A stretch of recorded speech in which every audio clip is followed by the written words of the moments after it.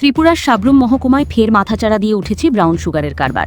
গোপন তথ্যের ভিত্তিতে শনিবার গভীর রাতে বড়সড় অভিযান চালিয়ে বিপুল পরিমাণ ব্রাউন সুগার সহ বিভিন্ন নেশা সামগ্রী উদ্ধার করল সাব্রুম থানার পুলিশ।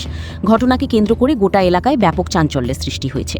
পুলিশ সূত্রে জানা গেছে, সাব্রুম মহকুমার বনকুল আউটপোস্টের অন্তর্গত সোনাইছড়ি এলাকার জগদীশচন্দ্রপাড়ায় দীর্ঘদিন ধরেই নেশা কারবার চলার অভিযোগ উঠছিল। সেই অভিযোগের ভিত্তিতেই বিশেষ অভিযান চালায় পুলিশ। অভিযানে নেতৃত্ব দেন এসডিপিও দীপ্তনু বিশ্বাস এবং সাব্রুম থানার ওসি অপু দাস। অভিযান চলাকালীন স্থানীয় বাসিন্দা বিমল দাসের বাড়িতে তল্লাশি চালিয়ে বিপুল পরিমাণ ব্রাউন সুগার, বিভিন্ন নেশা সামগ্রী এবং কারবারে ব্যবহৃত একাধিক সরঞ্জাম উদ্ধার করা হয়। পুলিশ সূত্রে দাবি, এলাকায় বেআইনি নেশা কারবার রুখতে ধারাবাহিকভাবে নজরদারি চালানো হচ্ছে এবং নির্দিষ্ট তথ্যের ভিত্তিতেই এই সাফল্য এসেছে। পুলিশের এই তৎপরতায় সাধারণ মানুষের মধ্যে স্বস্তির পরিবেশ তৈরি হয়েছে। পাশাপাশি যুব সমাজকে নেশার করাল গ্রাস থেকে বাঁচাতে প্রশাসনের আরও কঠোর পদক্ষেপের দাবি উঠেছে বিভিন্ন মহল থেকে। ভানুচন্দ্রের রিপোর্ট, আসাম প্রাইম নেটওয়ার্ক।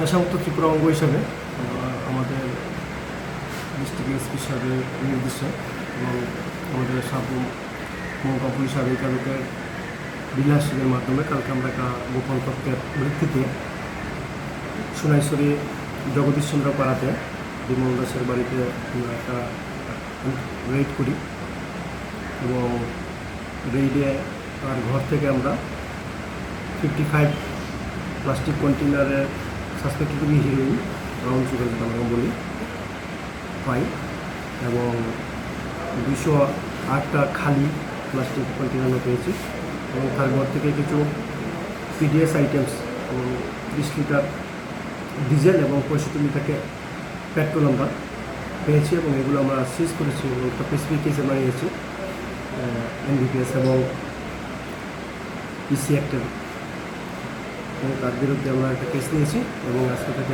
আদালতে সমর্পণ করা হবে। এবং হিরোইনের আমরা যে ওয়েট, এটা 390 মিলিগ্রাম।